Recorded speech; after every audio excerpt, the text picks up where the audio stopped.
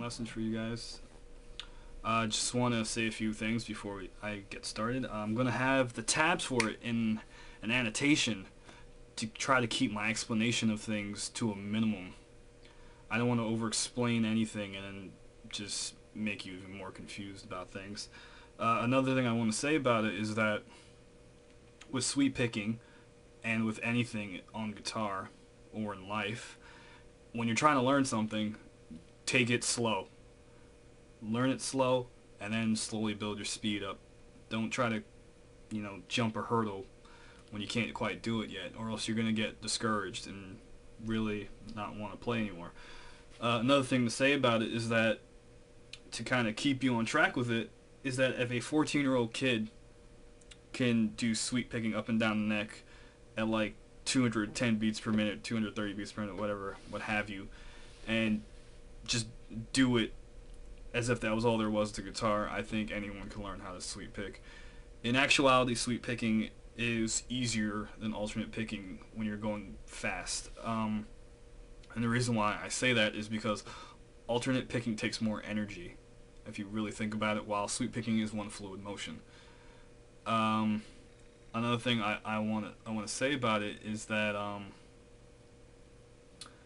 I'm not going to really try to, like I said, explain too much. I'm going to go through it very slowly, and what I'm really going to be explaining is the actual sweeping, because the fingering of the frets, that's something you can get down on your own time just by rewinding the video and just taking a look at the tabs. I'm going to be covering minor arpeggios and major arpeggios. Actually, just the two forms. And I want you to think about it as if it was a chord progression. So I'm going to be doing the C minor arpeggio and a A sharp major arpeggio, just so you can kind of connect something and start really exploring on your own, trying to give you a foundation of it. And so let's just kind of go for it right now.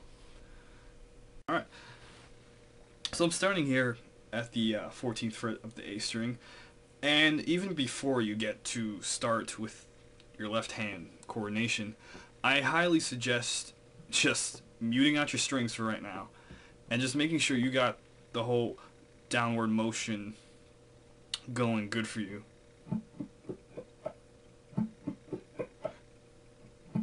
Pretty easy, I know.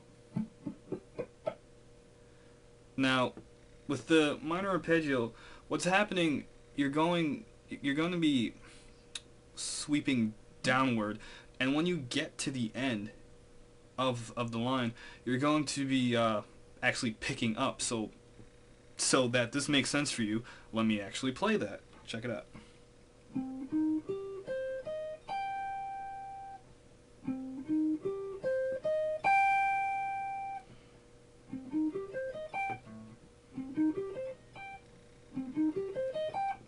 Okay, that makes sense? I hope so. So I would say actually practice doing that with your strings muted out. Just bum bum bum bum bum bum bum bum bum bum bum bum. You don't gotta sing along or anything like that, but and I'm going to actually try to exaggerate this a bit better, because I have no way of actually having a little separate camera to zoom in on my right hand when I'm doing here, but maybe I can get kind of close. Yes, I can. So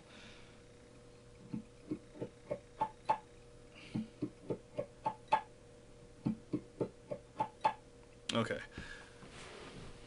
So that's pretty much something you gotta just really practice with slowly, and then you start adding in the notes.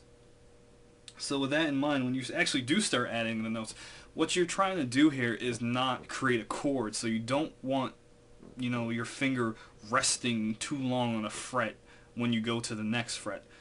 And with this arpeggio, it's really easy because your left hand, each finger gets its own string, rather than in later kind of arpeggios where each finger doesn't get its own string. It's actually like two fingers sharing a string and doing hammer-ons and pull-offs and such like that. This is just straightforward movement. So as you're doing this, and by the way, I just made sure to keep my guitar clean, no overdrive, no distortion, no delay, so you could really hear what's going on here.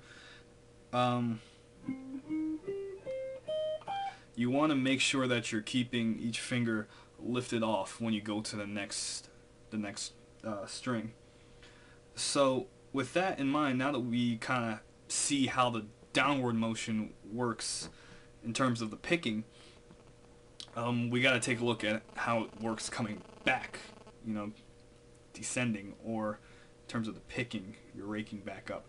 So okay, with that, like I said, once you get to the end, the 15th fret, what you're going to do from here is you're actually going to pluck down after you do your pluck up. So in other words, you're going to be doing this.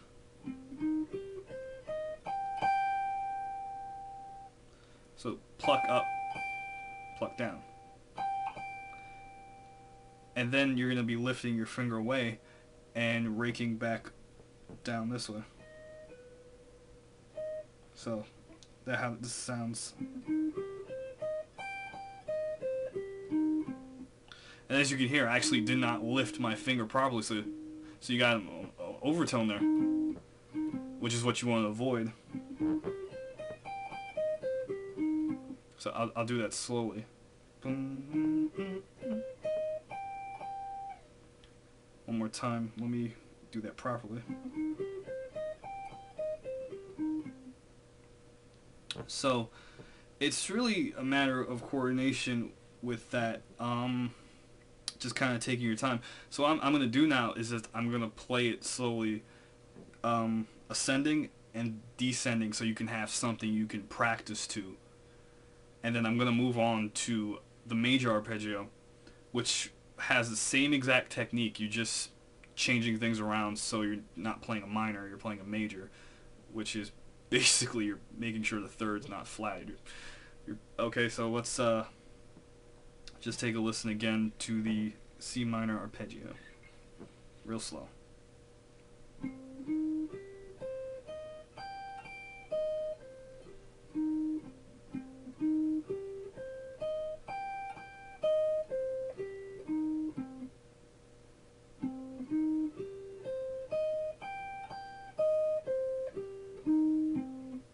Okay.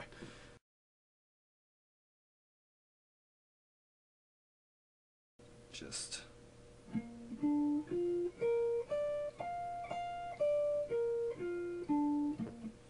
now, in terms of your sweep picking, you're doing the exact same thing, exact same motion.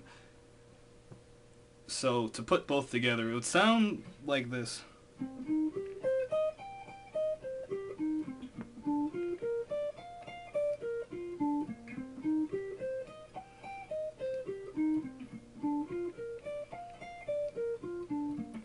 And it's just a matter of practicing going in between both. There's variations of it that you can do. Let me see if I can do one right now.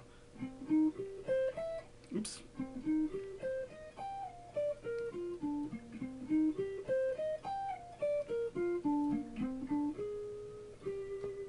So there's variations of it. Like the first thing I was playing in the beginning of the video was just a B minor chord to an A6 chord to an E minor to a G major.